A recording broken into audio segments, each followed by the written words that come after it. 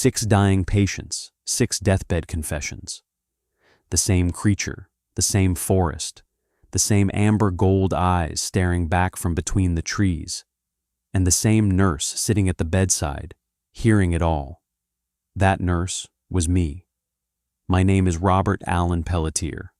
I am 81 years old, and I have never told anyone what I am about to tell you.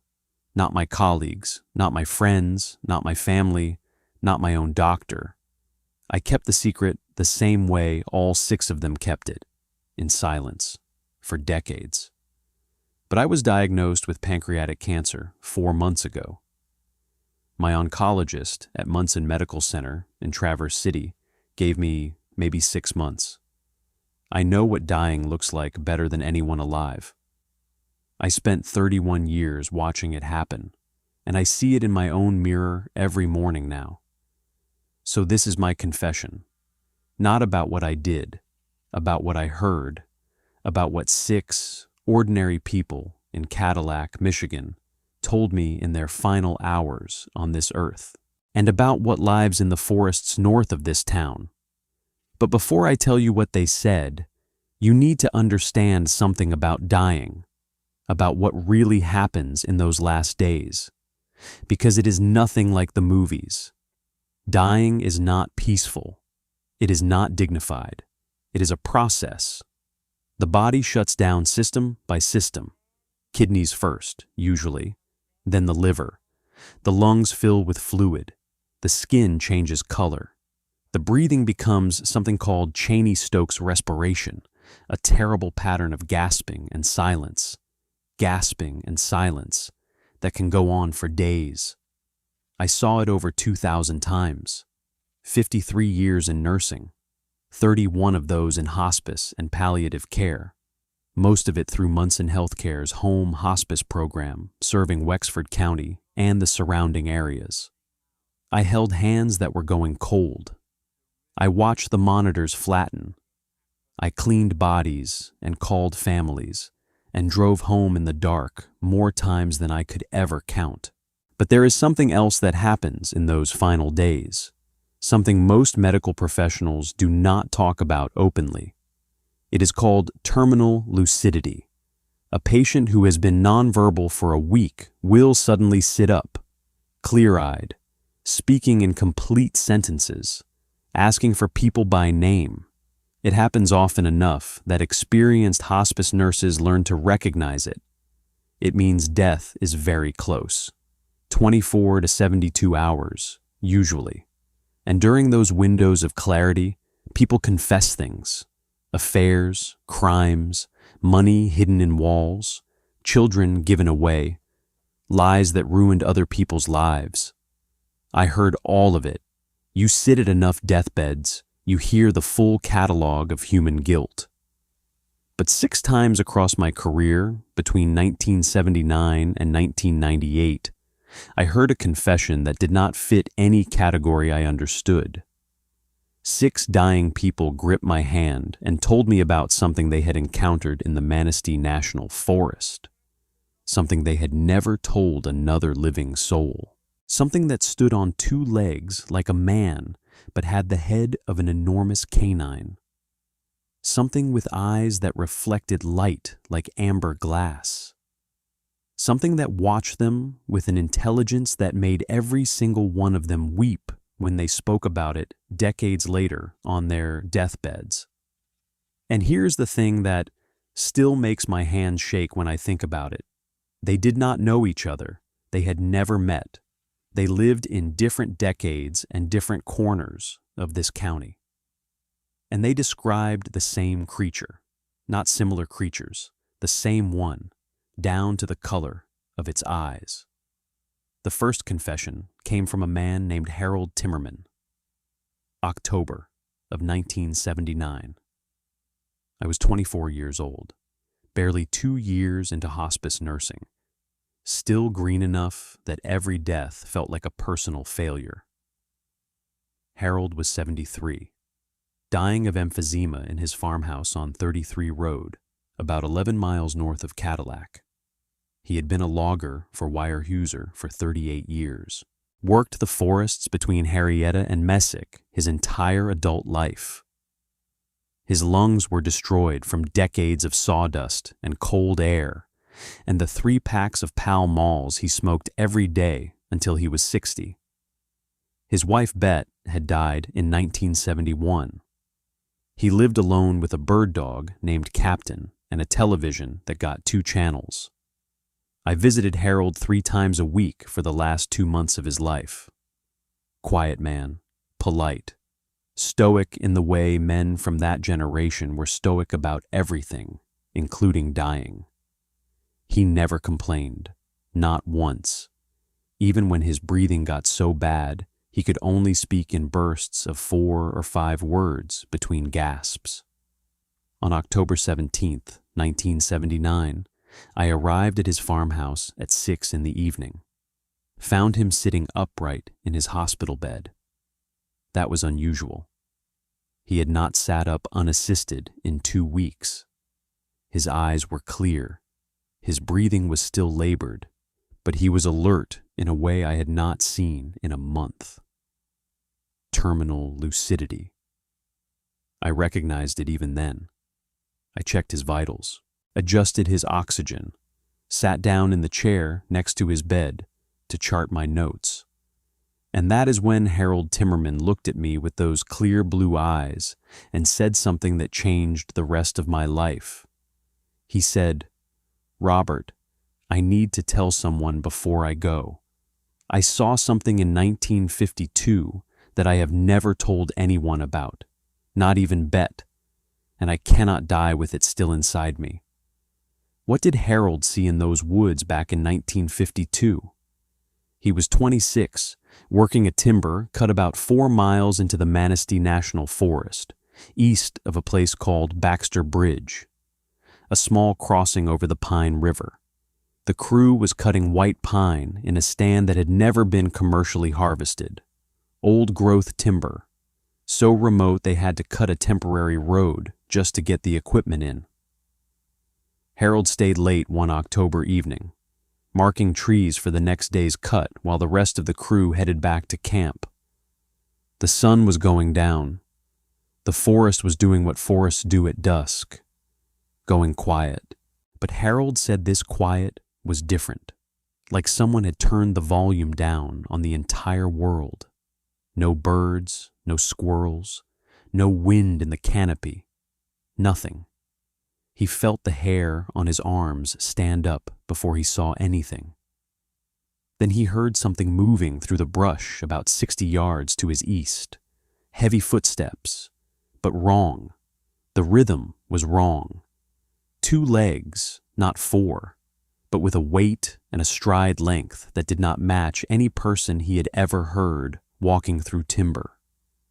He froze, marking paint still in his hand, watched the tree line, and then it stepped into the gap between 2 white pines. Harold Timmerman said the world stopped making sense, 6.5 to 7 feet tall, standing on 2 legs, broad through the shoulders and chest like a man, but covered entirely in dark grayish-brown fur, thicker around the neck and shoulders, like a mane. The head was not a man's head. It was the head of a wolf or a large dog, mounted on a neck thicker and more muscular than any canine he had ever seen. Long snout, pointed ears, erect, and the eyes, deep amber gold, catching the last of the daylight, seeming to glow from inside.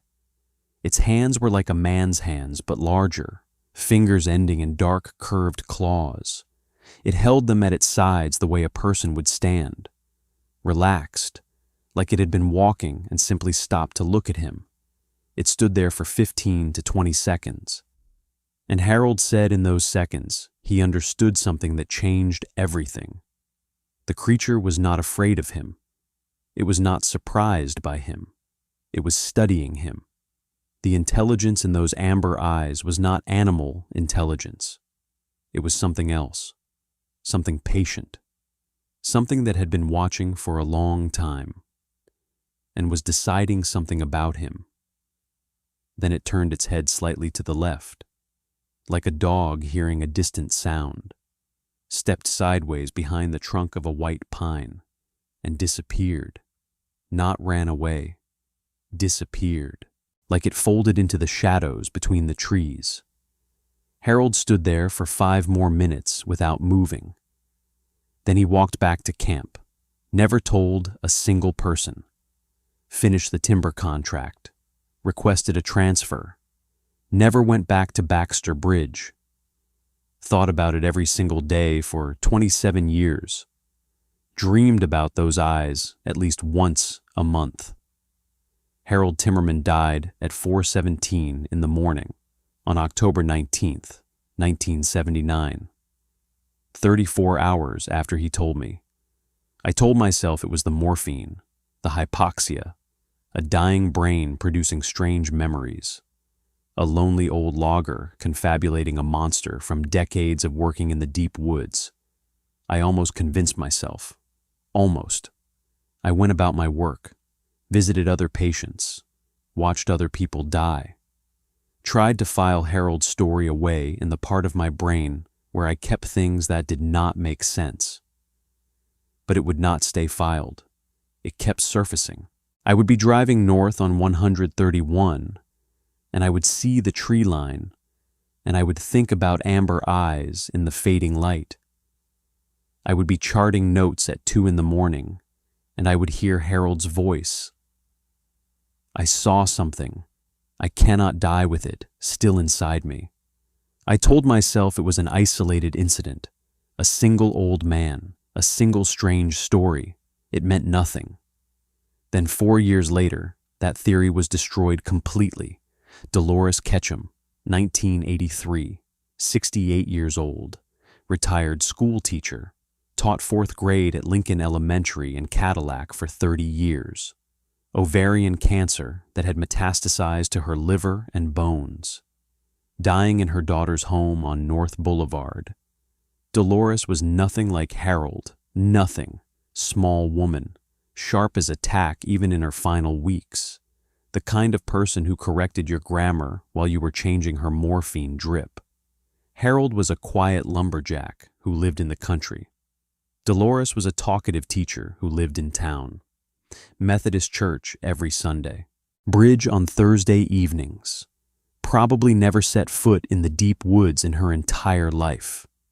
On March 4th, 1983, Dolores experienced terminal lucidity that lasted almost 3 hours. Animated, funny, sharp, asked about former students by name, told her daughter where to find a savings bond hidden in a book in the basement. Then her daughter went to make coffee, and Dolores looked at me. The humor drained from her face. She looked old in a way she had not looked, even while dying of cancer. She said, "Nurse Pelletier, I have to tell you something I have never said out loud in my life, and I need you to not think I am crazy." Then Dolores Ketchum told me about the summer of 1959. She and her husband Frank had driven out to the Pine River east of Cadillac for a picnic, past a place called Baxter Bridge. My blood went cold. Baxter Bridge, the same landmark Harold had mentioned. I said nothing, kept my face calm. She said Frank fell asleep on the blanket. She walked along the riverbank to pick wildflowers, a 1/4 mile downstream, around a bend where the forest came close to the water on both sides. She came around a stand of cedars and stopped. Something was standing in the shallow water on the far side of the river. At first, she thought it was a man. 2 legs, but too tall, too broad, covered in dark fur that was wet from the river, bending down, drinking or washing.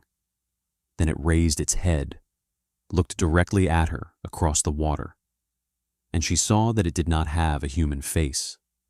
The same thing Harold described. Canine head, long snout, pointed ears, amber gold eyes filled with intelligence that made her knees buckle, 30 feet of shallow water between them. She could see every detail in the afternoon sunlight, the texture of the fur, water dripping from its forearms, nostrils flaring as it smelled the air. 10 seconds. That is how long it looked at her. And in those 10 seconds, she felt something she could never explain. Not fear, exactly. Though she was terrified, she called it recognition, like something very old inside her brain woke up, something from before civilization, something that recognized what she was looking at, something that understood this was a thing humans had always known about but had been forced to forget. The creature straightened to its full height, close to 7 feet, turned, walked into the forest on the opposite bank, unhurried, fluid, completely silent despite its size. Dolores never told Frank, never told anyone, thought about it every single day for 24 years. Dolores Ketchum died on March 7th, 1983. 3 days later, 2 people, same creature, same area, same amber eyes, same intelligence, same decades of silence. I was 38 years old, and I started to be afraid, not of the creature, of the pattern, because a pattern meant it was real. One dying person tells you about a monster in the woods. You can explain it away. 2 dying people who never met, living in different decades, describing the same monster in the same woods. That is not a coincidence. That is a corroboration. I lay awake that night thinking about Harold and Dolores, a lumberjack and a school teacher, a man who spent his life in the forest and a woman who spent hers in a classroom, both encountering the same impossible thing within a few miles of the same bridge over the same river, both carrying it in absolute silence for decades, both releasing it only when death was hours away.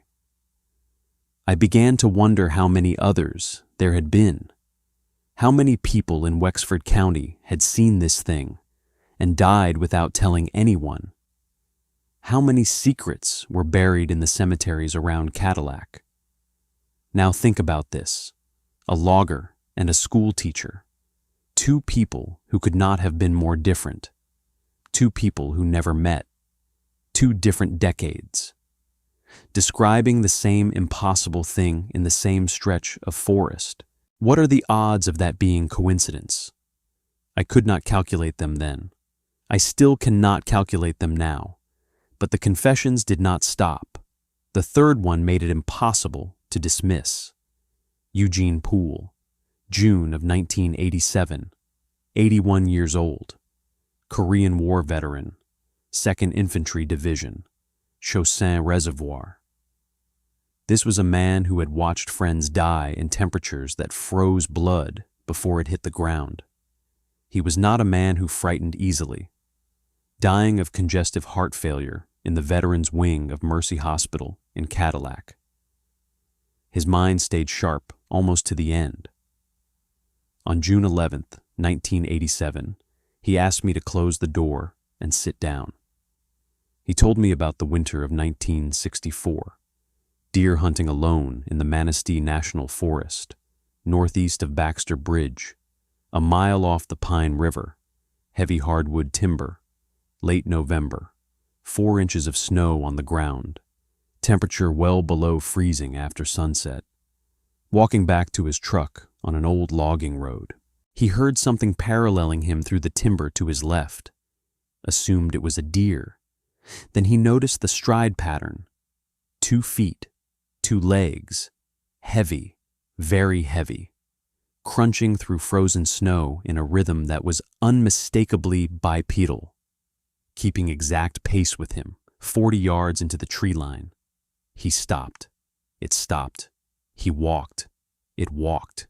He stopped again. It stopped again. A quarter mile of this, heart hammering, rifle in his hands.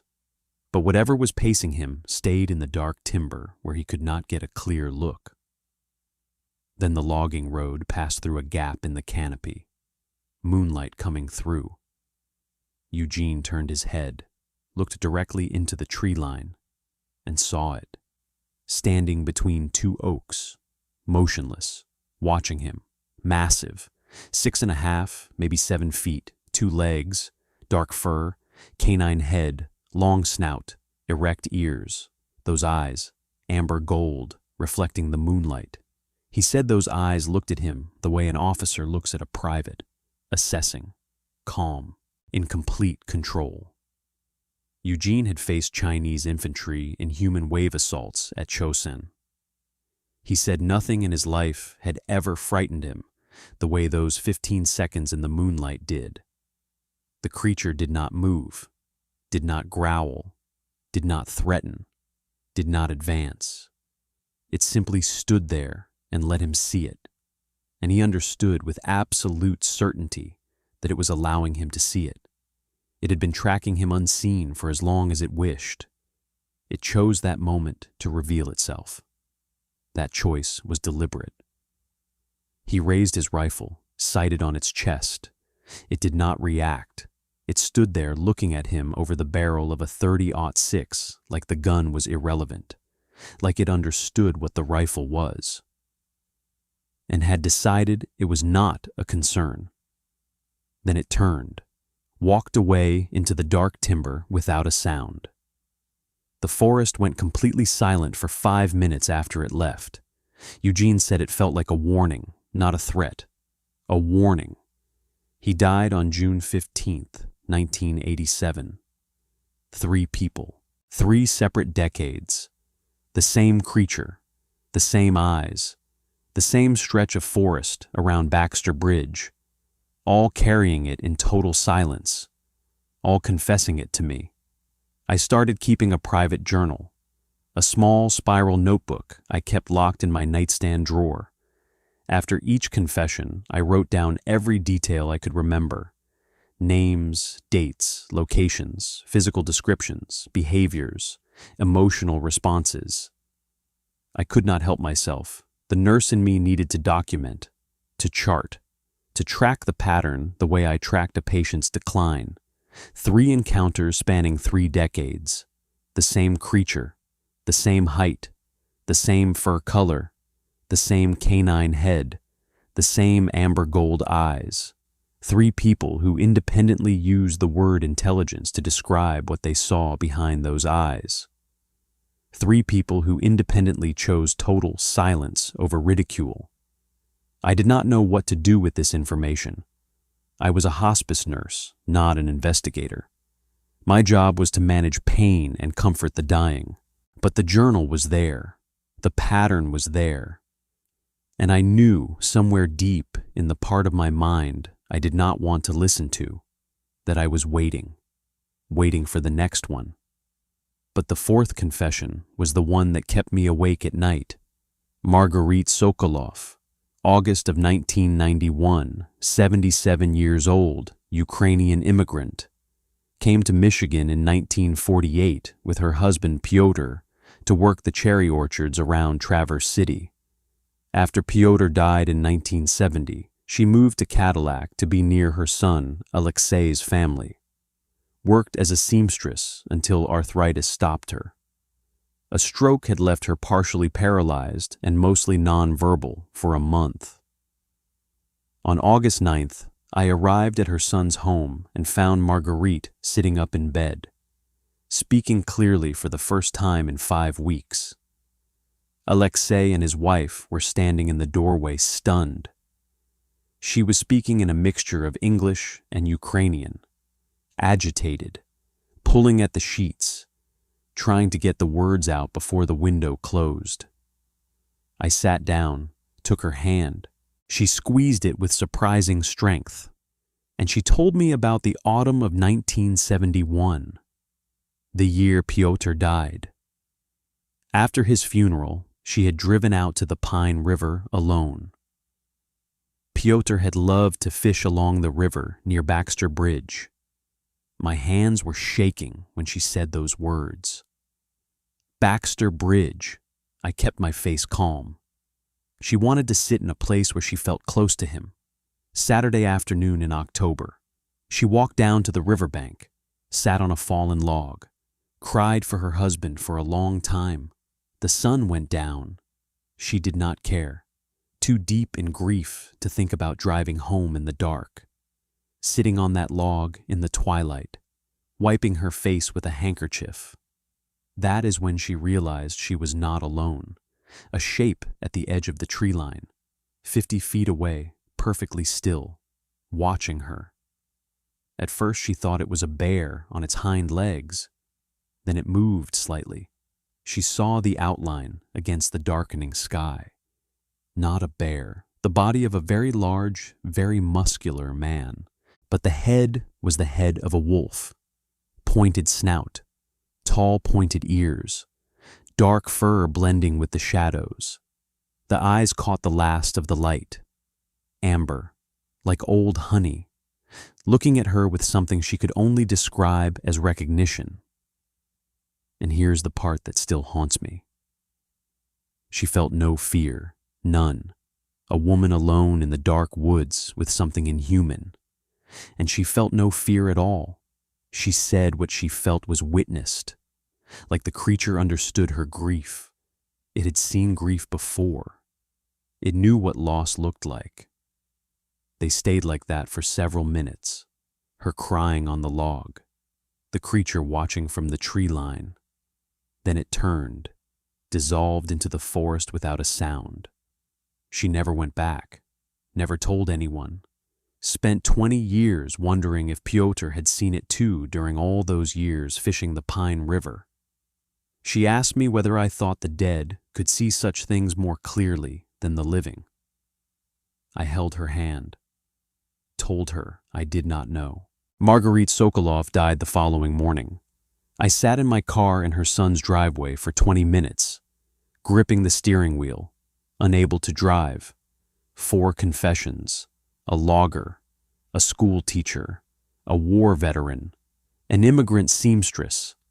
No connection to each other. 4 different decades. The same creature, the same eyes, the same forest.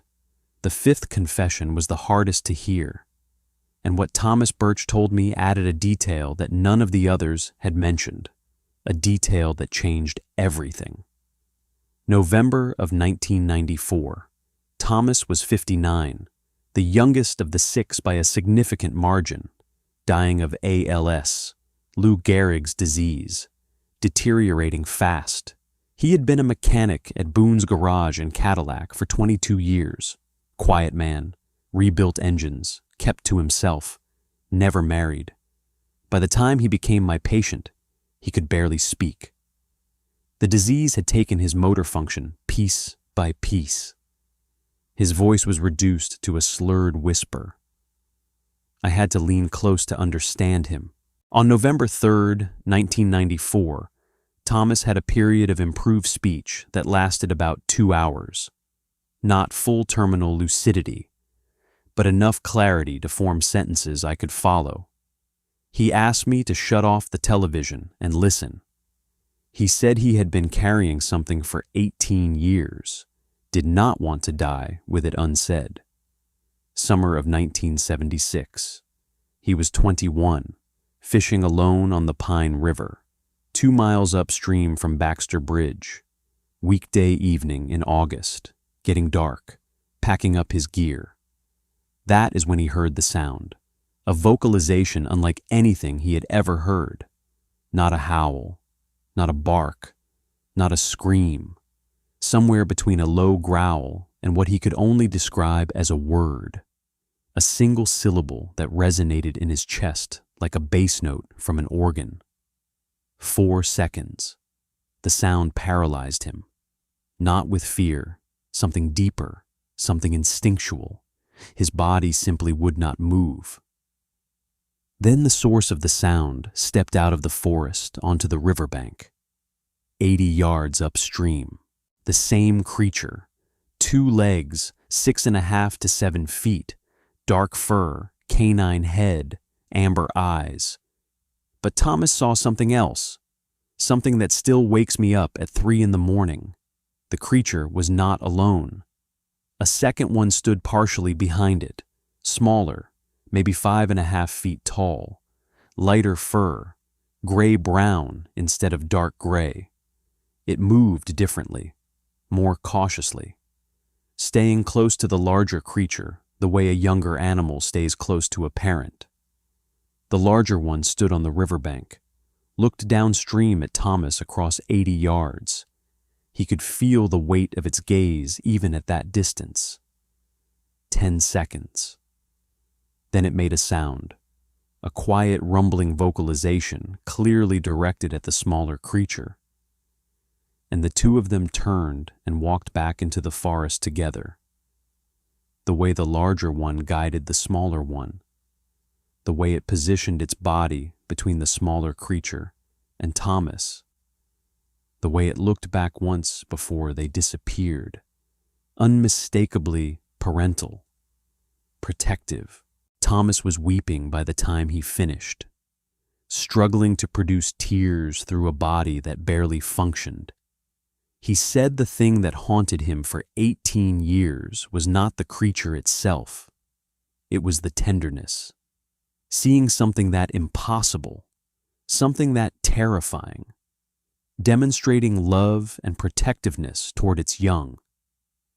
It broke something inside him that he never figured out how to fix. He said he realized in that moment that whatever these things were, they were not monsters. They were a family. And that understanding made it impossible to tell anyone, because who would protect them if people knew? Thomas Birch died on November 9th, 1994, 6 days later. I went home that night, locked my front door, sat on my kitchen floor, and cried for an hour. 5 confessions.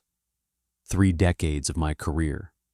I was 49 years old, 20 years as a hospice nurse, and nothing in my professional experience provided any framework for what I was accumulating. I was not a researcher, not a cryptozoologist. I did not read books about Bigfoot or monsters or UFOs. I was a registered nurse who specialized in end-of-life care. My entire professional identity was built on science, on evidence, on measurable physiological processes.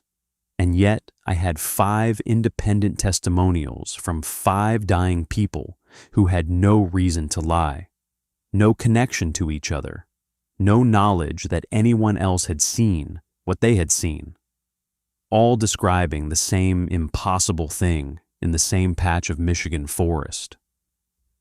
I started keeping my journal in earnest after Thomas, recording each patient's name, date of confession, date of death, year of encounter, specific location, every physical detail about the creature. I drew a rough map of the Pine River area and marked the approximate locations, 5 marks forming a cluster within a 4-mile radius of Baxter Bridge. Whatever this creature was, it had a territory, and that territory had not changed in at least 44 years. I started reading, quietly, privately, driving to the Traverse City Library on my days off because I did not want anyone at the Cadillac branch to notice what I was researching. I learned that what my patients described had a name, Dogman. I learned Michigan had a long history of sightings. The first widely reported one was in 1887. In Wexford County, the county I had spent my entire life in, the county where 5 of my dying patients had encountered this thing. I learned about the Michigan Dogman song recorded by a disc jockey named Jack O'Malley at WTCM in Traverse City in 1987. An April Fool's joke. But the radio station was flooded with calls from people who said it was not a joke. People who had seen exactly what the song described. I thought about how many of those callers had been carrying their sightings in silence, the same way my patients had. I learned that sightings clustered in the northern Lower Peninsula. Luther, Reed City, Baldwin, Manistee, Mesick, Thompsonville, all within an hour of Cadillac, all surrounded by the same vast stretches of national forest. And every witness described the same thing: the height, the build, the canine head, the amber eyes, the intelligence, the decades of silence. I also learned that most reports were dismissed, mocked, attributed to misidentification or mental illness. I thought about Harold Timmerman, 38 years in the Michigan timber industry, more practical knowledge of the forest than any biologist with a graduate degree. I thought about Eugene Poole, Chosin Reservoir, a man who could distinguish a real threat from an imagined one better than anyone alive. These were not confused people, not attention seekers. They were competent, grounded individuals who knew what they saw was impossible and kept silent rather than risk being called crazy. The world's refusal to believe them did not make them wrong. It made the world unprepared. Between 1994 and 1998, I continued my hospice work, continued to listen. No new confessions came. I had other patients who died in the rural areas north of Cadillac, patients who had lived their whole lives in the shadow of the Manistee National Forest. None of them mentioned a creature in the woods. This did not surprise me. If the pattern held, these confessions were extraordinarily rare, not because the sightings were common and people talked about them, but because the sightings were rare and the silence surrounding them was nearly absolute.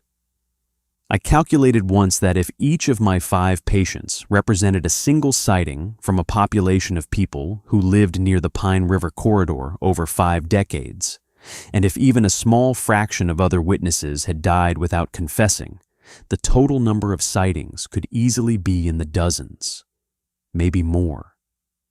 An entire shadow history of encounters, buried in the silence of people who saw something impossible and chose to carry it to their graves rather than face a world that was not ready. I began to think the confessions were over. That 5 was the total, that my journal was complete. I was wrong. 4 years passed between the 5th confession and the 6th. But what Agnes Whitfield told me in September of 1998 was the one that broke me completely. Agnes was 89, dying of old age, essentially. Her chart said congestive heart failure and chronic kidney disease. She had been a farmer's wife her entire adult life. Property on the east side of Highway 131, about 7 miles north of Cadillac. Land that backed up against state forest connecting to the Manistee National Forest. Buried her husband Carl in 1985. Lived alone on the farm since then, stubbornly refused to move to town. 90 pounds of iron will and sharp tongue, and a memory that went back to the Depression with crystal clarity. I had been her hospice nurse for 3 months, twice a week. She spent most of that time telling me stories about growing up during the Depression, the war years, raising 6 children on a farm that barely broke even. Best storyteller I ever met among my patients. On September 14th, she was having a good day. Clear, energetic, talkative. I did not initially recognize it as terminal lucidity because Agnes had so many good days. But as the afternoon wore on, I noticed her attention changing. Quieter, more focused. She asked her daughter to go check on something in the barn. A pretext. Then Agnes looked at me and said, "Robert, sit down. I need to tell you about Carl." She said Carl had seen something in the woods behind their property in the autumn of 1962. Something that changed him fundamentally and permanently. She had known about it for 36 years, never spoken of it to anyone, including their children. Carl had been walking the fence line on the eastern edge of their property one October evening in 1962, checking for breaks where deer were getting into the corn, He came to where their land met the state forest. An old logging road came out of the forest and crossed the fence line there. Carl always checked it because the fence posts rotted faster in the wet ground. He was standing at that fence line when he heard something walking in the forest. Looked up. Saw a creature standing on two legs about 30 yards into the timber. Watching him. Everything the others had described. Tall, over 6.5 feet, dark fur, head of a wolf or very large dog, amber gold eyes catching the last light, hands like a man's hands but with claws. The creature watched him for what felt like a full minute. Then it did something none of the others had described. It tilted its head to one side, the way a dog does when it hears something curious. And it made a sound, not a growl, not a bark. Carl described it as a hum, a deep, resonant hum that he felt in his chest more than heard with his ears. And the sound communicated something, not in words, not in any language he could identify, but he understood it. He said the sound meant, "I know you are here. I have always known you are here, and we have an understanding." Carl came inside that evening, white-faced, silent, sat at the kitchen table without eating dinner. Agnes asked what was wrong. He told her. She said it was the only time in 47 years of marriage she saw Carl Whitfield cry. From that night forward, Carl left a portion of every harvest at the edge of the tree line, where the logging road came out of the forest. Corn, apples, potatoes, whatever they had. He told Agnes it was for the deer. They both knew it was not for the deer. The offerings were always gone by morning. Agnes went with Carl once to the fence line at dusk, summer of 1968. She stood next to her husband, looked into the forest. She felt something watching them from the shadows, never saw it clearly, not the way Carl had, but she felt it. She said the presence was enormous, patient, old. So old that standing near it made her feel like a child next to something ancient and permanent, like a mountain or a river. Carl kept leaving the offerings every harvest until the year he died, 1985. After his funeral, Agnes walked out to the fence line alone, stood there, spoke out loud to whatever was in those woods, told it Carl was gone, that she was sorry the offerings would stop. She stood there until dark, and just before she turned to walk back to the house, she heard it. The hum, that same deep resonant hum Carl had described, coming from somewhere deep in the timber.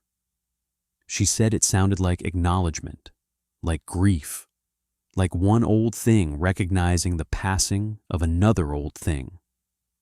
But Agnes was not finished. She started to cry. Said the real reason she was telling me was not just about Carl.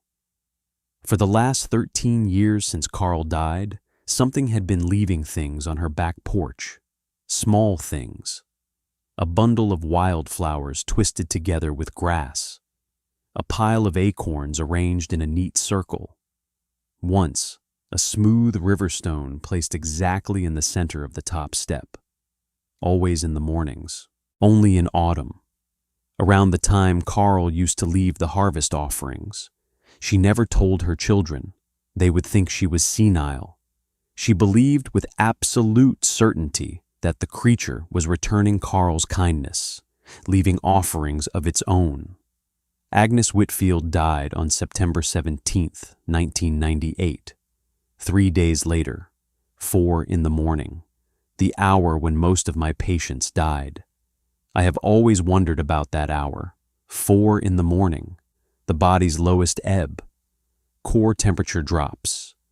Blood pressure falls. The circadian rhythm reaches its deepest trough. Something about that hour calls the dying home. Her daughter called me at 6. I drove out to the farm. The sun was barely up. mist hanging over the fields. The tree line along the eastern edge of the property was dark against the pale sky, and I could not look at it without thinking about what Agnes had told me. About Carl standing at that fence line. About the hum.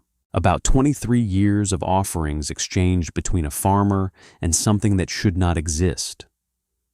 I handled the body, made the calls, did the paperwork, all the mechanical tasks that hospice nurses perform on autopilot, because if you thought too hard about any of it, you would never be able to do it again. And then I did something I had never done before. I walked around the back of the house. I told myself I was checking on things, making sure everything was in order. But that was not why. I walked around the back of the house because I needed to see the porch. I needed to know. I stood at the bottom of the back steps and I looked up, and my heart stopped. On the top step, exactly in the center, a smooth gray riverstone about the size of my fist, sitting on a small pile of dried wildflowers. The wildflowers were brown and brittle. They had been there for at least a few days, but the stone was clean, placed with precision, not tossed, not dropped. Placed, the way you place something on a grave. September, autumn, 13 years after Carl's death. The offerings had continued. I stood there for a long time. The mist was lifting. Somewhere in the fields, a crow was calling. The tree line was silent. I climbed the steps, picked up the stone, held it in my hand, felt the weight of it, the smoothness, a river stone, from the Pine River, maybe, carried out of the forest and placed on an old woman's porch by something that remembered a kindness from decades ago. I felt the weight of everything I had heard over 19 years from 6 dying people, and I understood that I was part of it now. This chain of knowledge that passed from witness to witness. This secret that was too big and too impossible and too important to share with a world that was not ready. I put the stone in my coat pocket, drove home, put it on my nightstand. It is still there. 27 years. It will be there when they come to clean out my house after I die. 27 years I have had to think about what I believe. 27 years of lying awake at night, turning those 6 confessions over in my mind like river stones in my hand, examining them from every angle, looking for the crack, the inconsistency, the detail that would let me dismiss all of it as coincidence or confusion or the chemical misfirings of dying brains. I never found it. The details are too consistent. The witnesses are too credible. The silence is too complete. 6 people who had nothing to gain and everything to lose by speaking. 6 people who could have died without saying a word. The way they had lived without saying a word, and chose in their final hours to break that silence with me. A hospice nurse. A stranger with a blood pressure cuff and a clipboard. They trusted me with the most impossible thing that had ever happened to them. And here is what I have concluded.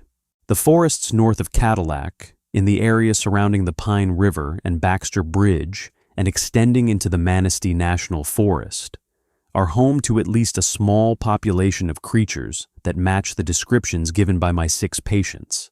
They are intelligent, possibly more intelligent than we are in ways we do not have the framework to measure.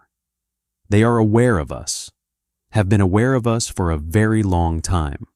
They have made a deliberate choice to remain hidden, and they are capable of something that resembles compassion, or at least a form of acknowledgement that transcends the predator-prey dynamic most people would assume. Harold Timmerman was assessed and released. Dolores Ketchum was witnessed in her grief. Eugene Poole was warned with respect. Marguerite Sokolov was comforted by a presence that recognized her pain. Thomas Birch was shown something sacred. A parent, and child. Because the creature trusted him enough to let him see it.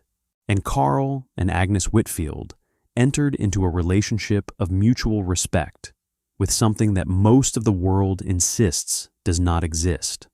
A relationship honored even after Carl's death.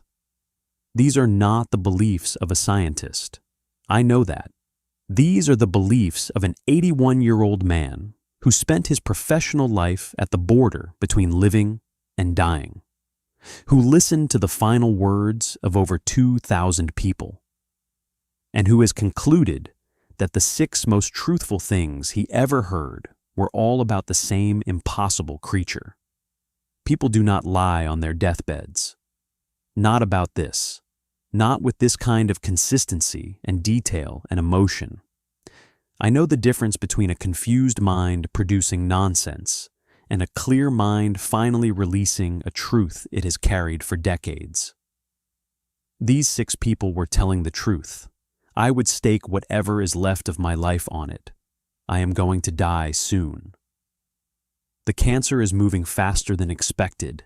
I can feel it in the weight loss, the fatigue, the color of my skin when I look in the mirror, the way food tastes like nothing, the way sleep comes in fragments and leaves bruises under my eyes. I know the signs. I have seen them 2,000 times. I watch 2,000 people walk the road I am walking now, and I know every mile marker.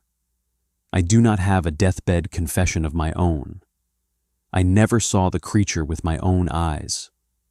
Not once in 53 years of living in Wexford County. I have driven past the Manistee National Forest 1,000 times. I have parked at Baxter Bridge. I have walked along the Pine River, and I have never seen it. But I carry 6 other people's confessions, and those are heavier than any single sighting could be. 6 ordinary people in Wexford County, Michigan, 4 decades, the same impossible thing, the same silence, held until the very end, until they gave it to me, because I was there, because I was a hospice nurse, because they knew I would listen without judging. I have honored that trust for decades. I am breaking it now because I am dying, and because the truth deserves to outlive the people who carry it. I have written everything in a journal, top drawer of my nightstand, next to the riverstone from Agnes Whitfield's porch. My niece Rebecca knows to look for it. Whether anyone believes this is not my concern, I did not believe it either, not after Harold, not fully. But by the time Agnes was done talking, I knew. And once you know, you cannot unknow it. You carry it the same way they all carried it, quietly, carefully, like something fragile and valuable and dangerous that you do not dare set down.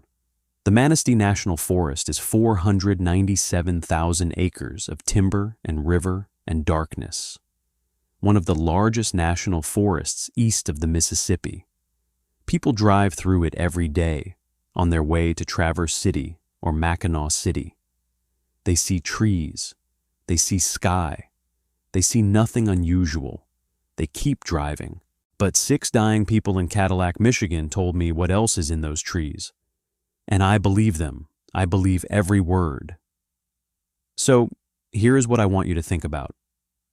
The next time you drive past a stretch of forest on Highway 131 north of Cadillac, the next time you park your car at Baxter Bridge and walk down to the Pine River to fish or swim or have a picnic on a Saturday afternoon, you are not alone in those woods. You have never been alone in those woods. Something is watching you from between the trees with amber gold eyes. It has been watching your family and your neighbors and your town for longer than anyone alive can remember. And it has decided, for reasons we cannot fathom, to let us live beside it in peace. Do not test that peace. Do not go looking for it with cameras and rifles and the arrogance of a species that thinks it owns every inch of this planet. Just know that it is there. Know that it has always been there. And know that when you are dying, when you are lying in your bed in your final hours with the truth rattling around inside you like a stone in an empty room, it will still be there. Patient, watching, older than your grief and quieter than your prayers. Some things are not meant to be proven. Some things are only meant to be known. And now you know. My name is Robert Allen Pelletier. I am 81 years old. I was a hospice nurse in Cadillac, Michigan for 31 years. And I am telling you the truth.